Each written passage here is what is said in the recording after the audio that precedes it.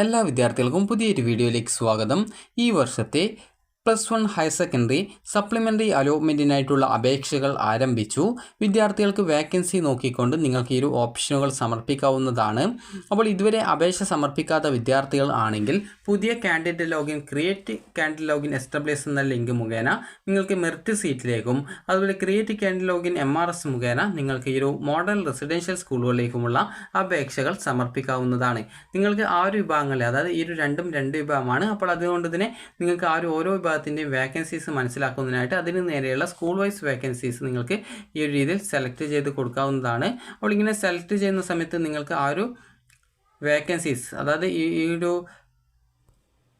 MRS, അത് model residential സ്കൂളുകളിലേക്കുള്ള vacancy ഇവിടെ കൊടുത്തിട്ടുണ്ട്. ഇതിൽ മോഡൽ റെസിഡൻഷ്യൽ സ്കൂളിലേക്ക് നിങ്ങൾക്ക് ജനറൽ കാറ്റഗറിയിലുള്ള വിദ്യാർത്ഥികൾക്കും അപേക്ഷിക്കാം, അതുപോലെ തന്നെ SC/ST വിദ്യാർത്ഥികൾക്കും അപേക്ഷിക്കാം. ജനറൽ കാറ്റഗറിയിലുള്ള വിദ്യാർത്ഥികൾക്ക് ഏത് സ്കൂളിലാണ് എത്ര സീറ്റാണ് വേക്കൻസി ഉള്ളത് നോക്കിയിട്ട് വേണം വിദ്യാർത്ഥികൾ അപേക്ഷിക്കാനായിട്ട്. ഈ ഒരു മോഡൽ റെസിഡൻഷ്യൽ സ്കൂളിൽ നിങ്ങൾക്ക്, അതായത് ഇവിടെ കൊല്ലത്ത് ബോയ്സ് സ്കൂളിൽ ഈ ഒരു ജനറൽ കാറ്റഗറിയിൽ 5 സീറ്റ് വേക്കൻസി ഉണ്ട്. അപ്പോൾ അതുകൊണ്ട് തന്നെ അതുപോലെ അതായത് ആ ഒരു സ്കൂളിൽ തന്നെ ഈ ഒരു ജനറൽ സീറ്റിൽ ഈ ഒരു കൊമേഴ്സിന് 3 സീറ്റ് വേക്കൻസി ഉണ്ട്. അപ്പോൾ ഈ രീതിയിൽ നിങ്ങൾക്ക് നിങ്ങൾ മോഡൽ റെസിഡൻഷ്യൽ സ്കൂളിലേക്ക് നിങ്ങൾ അപേക്ഷിക്കുന്നുണ്ടെങ്കിൽ നിങ്ങൾക്ക് അതിലെ ആ വേക്കൻസി നോക്കിയിട്ട് നിങ്ങൾക്ക് പുതിയ അപേക്ഷ കൊടുക്കാവുന്നതാണ്. അതായത് ക്രിയേറ്റ് കാൻഡിഡേറ്റ് ലോഗിൻ MRS മുഖേന നിങ്ങൾക്ക് ആ ഒരു പുതിയ അപേക്ഷ കൊടുക്കാവുന്നതാണ്. അതുപോലെ തന്നെ നിങ്ങൾക്ക് മെറിറ്റ് സീറ്റിലേക്കാണ് അപേക്ഷ സമർപ്പിക്കേണ്ടത് എന്നുണ്ടെങ്കിൽ വിദ്യാർത്ഥികൾക്ക് ഇവിടെ കാൻഡിഡേറ്റ് ലോഗിൻ എസ്റ്റാബ്ലിഷ് ലിങ്ക് കാണാം. അപ്പോൾ അതിൽ ക്ലിക്ക് ചെയ്യുക. ക്ലിക്ക് ചെയ്ത ശേഷം നിങ്ങളുടെ ജില്ല സെലക്ട് ചെയ്ത് കൊടുക്കുക.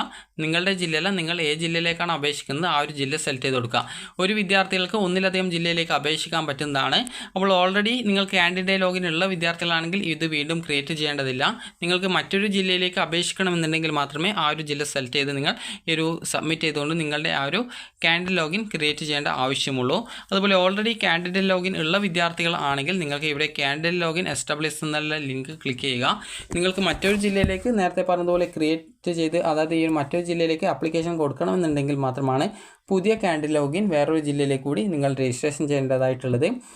അപ്പോൾ ഓൾറെഡി കാൻഡിഡേറ്റ് ലോഗിൻ ഉള്ള വിദ്യാർത്ഥികൾ ആണെങ്കിൽ വിദ്യാർത്ഥികൾ ചെയ്യേണ്ടത് നിങ്ങളുടെ യൂസർ നെയിമായിട്ടുള്ള ആപ്ലിക്കേഷൻ നമ്പർ, പാസ്വേഡ്, ജില്ല എന്ന് കൊടുക്കുക, ലോഗിൻ ചെയ്യുക.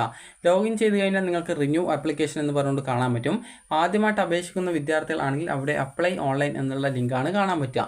അപ്പോൾ നിങ്ങൾ അതിൽ ക്ലിക്ക് ചെയ്യുക. ആ ഒരു ലിങ്കിൽ ക്ലിക്ക് ചെയ്ത ശേഷം പിന്നീട് നിങ്ങൾക്ക് അവിടെ സെൻഡ് OTP ഓപ്ഷൻ ചോദിക്കും. അപ്പോൾ നിങ്ങൾ സെൻഡ് OTP ബട്ടൺ ക്ലിക്ക് ചെയ്യുക. നിങ്ങളുടെ ഫോണിലേക്ക് വരുന്ന OTP നൽകുക. നിങ്ങളത് സബ്മിറ്റ് ചെയ്യുക. അതിനുശേഷം എഡിറ്റ് ചെയ്യാനുള്ള പേജിലേക്ക് പോകുന്നതാണ്. അപ്പോൾ വിദ്യാർത്ഥികൾ കൃത്യമായിട്ട് നിങ്ങളുടെ അപേക്ഷയിലെ ഡീറ്റെയിൽസ് ഒക്കെ നോക്കുക. നിങ്ങളുടെ കാസ്റ്റ്, കാറ്റഗറി, റിലീജിയൻ, അതുപോലെ പഞ്ചായത്ത്, താലൂക്ക്, മുനിസിപ്പാലിറ്റി, കോർപ്പറേഷൻ, അതുപോലെ നിങ്ങളുടെ ആ ഒരു ആപ്ലിക്കേഷനിൽ EWS സർട്ടിഫിക്കറ്റിൻ്റെ ആ ഒരു ഡീറ്റെയിൽസ് സർട്ടിഫിക്കറ്റ് ഉണ്ടെങ്കിൽ മാത്രമേ യെസ് കൊടുക്കാവൂ. ഇല്ല എങ്കിൽ നോ എന്ന് തന്നെ ഓട്ടോമാറ്റിക്കലി ഉണ്ടാവും. അത് നോ അല്ലെങ്കിൽ നോ എന്ന് സെലക്ട് ചെയ്ത് കൊടുക്കുക. കാരണം അഥവാ സർട്ടിഫിക്കറ്റ് ഇല്ലാത്ത ഡീറ്റെയിൽസ് ഒക്കെ നിങ്ങൾ കൊടുത്തിട്ടുണ്ടെങ്കിൽ നിങ്ങൾക്ക് അത് അലോട്ട്മെൻറ്റ് കിട്ടിയാലും അഡ്മിഷൻ കിട്ടാത്ത ഒരു ബുദ്ധിമുട്ട് വീണ്ടും വരും. അപ്പോൾ അതുകൊണ്ട് തന്നെ നിങ്ങൾ ശ്രദ്ധിക്കേണ്ടത് അപേക്ഷയിൽ കൊടുക്കുന്ന ഡീറ്റെയിൽസ് ഒക്കെ കറക്റ്റ് ആണെന്ന് ഉറപ്പുവരുത്തുക. അതിനുശേഷം നിങ്ങളുടെ ആപ്ലിക്കേഷനിലെ എല്ലാവിധ ഡീറ്റെയിൽസ് നിങ്ങൾ സേവ് ചെയ്യുന്നതിന് മുമ്പായിട്ട് കൃത്യമായിട്ടെല്ലാം നോക്കി എല്ലാം കറക്റ്റ് ആണോ എന്ന് നോക്കുക. അതുപോലെ ആദ്യമായിട്ട് അപേക്ഷിക്കുന്നവർ അതിൽ എല്ലാവിധ ഡീറ്റെയിൽസും കൃത്യമായിട്ട് കൊടുക്കുക. അതിനുശേഷം സേവ് ചെയ്ത് നിങ്ങൾക്ക് പിന്നീട് നിങ്ങളുടെ SSLCയുടെ മാർക്ക് ഡീറ്റെയിൽസ്, അതുപോലെ തന്നെ നിങ്ങളുടെ സർട്ടിഫിക്കറ്റ് ഡീറ്റെയിൽസ്, അതുപോലെ തന്നെ നിങ്ങളുടെ റിസർവേഷൻ ഡോക്യുമെൻസിൻ്റെ ഡീറ്റെയിൽസ് അപ്ലോഡ് ചെയ്ത് കൊടുക്കൽ, അതുപോലെ നിങ്ങൾക്ക് വേണ്ട ഓപ്ഷൻസ് കൊടുക്കൽ എന്നിങ്ങനെ നിങ്ങൾക്ക് എന്തൊക്കെയാണോ ഡീറ്റെയിൽസാണ് അപേക്ഷയിൽ ചോദിക്കുന്നത് അതൊക്കെ കറക്റ്റ് ആണോ എന്ന് നോക്കുക. കറക്റ്റ് ആണെങ്കിൽ അതൊക്കെ കൃത്യമായിട്ട് കൊടുത്ത ശേഷം നിങ്ങൾക്ക് ആ ഒരു ആപ്ലിക്കേഷൻ്റെ പ്രിവ്യൂ പേജിൽ അവസാനം എത്തുന്നതാണ്. പ്രത്യേകം ശ്രദ്ധിക്കേണ്ടത് ആപ്ലിക്കേഷൻ യാതൊരു കാരണവശാലും ഫൈനൽ കൺഫർമേഷൻ ചെയ്താൽ എഡിറ്റ് ചെയ്യാൻ പറ്റത്തില്ല. അതുകൊണ്ട് തന്നെ നിങ്ങളുടെ ആപ്ലിക്കേഷൻ ഫൈനൽ കൺഫർമേഷൻ ചെയ്യുമ്പോഴായിട്ട്, അതായത് ഓപ്ഷൻ നൽകി സർട്ടിഫിക്കറ്റ് ഡീറ്റെയിൽസ് ഒക്കെ കൊടുത്ത ശേഷം പിന്നീട് അവസാനമാണ് ഒരു പച്ച കളറിൽ ഒരു പ്രിവ്യൂ പേജിൽ എത്തുന്നത്. അപ്പോൾ അവിടെ നിങ്ങൾ നൽകിയുള്ള എല്ലാവിധ ഡീറ്റെയിൽസും നോക്കുക. അതുപോലെ തന്നെ നിങ്ങളുടെ ഓപ്ഷൻസ് ഉൾപ്പെടെ നോക്കുക. എന്തെങ്കിലും എഡിറ്റ് ചെയ്യണമെങ്കിലോ അല്ലെങ്കിൽ പുതിയ ഓപ്ഷൻ കൂട്ടിച്ചേർക്കണം എന്നുണ്ടെങ്കിലോ നിങ്ങൾ നേരത്തെ, അതായത് ഓപ്ഷൻ്റെ നേരെയായിട്ട് തന്നെ നിങ്ങൾക്ക് ഈ ഒരു എഡിറ്റ് ഓപ്ഷൻ എന്നുള്ള ഒരു ഓപ്ഷൻ കാണാൻ പറ്റും. അപ്പോൾ ആ ഒരു എഡിറ്റ് ഓപ്ഷൻ എന്ന് പറയുന്ന ഒരു പച്ച ബട്ടൺ കാണാം. അതിൽ ക്ലിക്ക് ചെയ്യുക. നിങ്ങൾ പുതിയ ഓപ്ഷൻ ആഡ് ചെയ്യണമെങ്കിൽ ആഡ് ചെയ്ത് കൊടുക്കുക. അപ്പോൾ ഇങ്ങനെ നിങ്ങൾക്ക് പിന്നീട് വീണ്ടും സേവ് ചെയ്ത് കഴിഞ്ഞാൽ പിന്നീട് വീണ്ടും പ്രിവ്യൂ പേജിലെത്തും. അപ്പോൾ അത് വീണ്ടും പരിശോധിക്കുക. എന്തെങ്കിലും തെറ്റുകൾ ഉണ്ടെങ്കിൽ തിരുത്താനായിട്ട് എഡിറ്റ് ഓപ്ഷൻ ക്ലിക്ക് ചെയ്ത് എഡിറ്റ് ചെയ്യാവുന്നതാണ്. അതുപോലെ തന്നെ നിങ്ങളുടെ ആ ഒരു ഓപ്ഷൻസ് ആണ് കൂട്ടിച്ചേർക്കേണ്ടതെങ്കിൽ എഡിറ്റ് ഓപ്ഷൻ ക്ലിക്ക് ചെയ്ത് പുതിയ ഓപ്ഷനുകൾ നിങ്ങൾക്ക് നൽകാവുന്നതാണ്. അപ്പോൾ ഇങ്ങനെ നിങ്ങൾക്ക് വേണ്ട എല്ലാവിധ ഓപ്ഷൻസും നൽകിയ ശേഷം പിന്നീട് അവസാനം ഒരു പ്രിവ്യൂ പേജ് എത്തും. ആ ഒരു പ്രിവ്യൂ പേജിൽ നിങ്ങൾക്ക് ഒരു ഡിക്ലറേഷൻ ബട്ടൺ ഉണ്ട്. അത് ക്ലിക്ക് ചെയ്യും മുമ്പ് ഒരു 2 പ്രാവശ്യം കൂടി ഒന്ന് ചെക്ക് ചെയ്ത് നോക്കുക. എന്തെങ്കിലും തെറ്റുണ്ടോ അല്ലെങ്കിൽ പുതിയ ഓപ്ഷൻ കൂട്ടിച്ചേർക്കേണ്ടതായിട്ടുണ്ടോ എന്നുള്ളതൊക്കെ ഒരു 2 പ്രാവശ്യമെങ്കിലും ചെക്ക് ചെയ്ത് നോക്കുക. അപ്പോൾ നിങ്ങളോട് ഇങ്ങനെ പറയാനുള്ള കാരണം എന്ന് പറയുന്നത് പല വിദ്യാർത്ഥികളും ചിലപ്പോൾ ഫൈനൽ കൺഫർമേഷൻ ചെയ്ത് കഴിഞ്ഞാൽ മാത്രമാണ് പിന്നീട് വീണ്ടും എഡിറ്റ് ചെയ്യാൻ പറ്റുമോ എന്നൊക്കെ ചോദിക്കാറുള്ളത്. അപ്പോൾ നിങ്ങൾ അതിനുശേഷം നിങ്ങൾ ചെയ്യേണ്ടത് പിന്നീട് ഫൈനൽ കൺഫർമേഷൻ ബട്ടൺ ഉണ്ടാകും. അതിൽ ക്ലിക്ക് ചെയ്യുന്നതോടുകൂടി നിങ്ങളുടെ ആപ്ലിക്കേഷൻ കംപ്ലീറ്റഡ് ആവും. പിന്നീട് യാതൊരു കാരണവശാലും ആപ്ലിക്കേഷൻ എഡിറ്റ് ചെയ്യാൻ പറ്റത്തില്ല.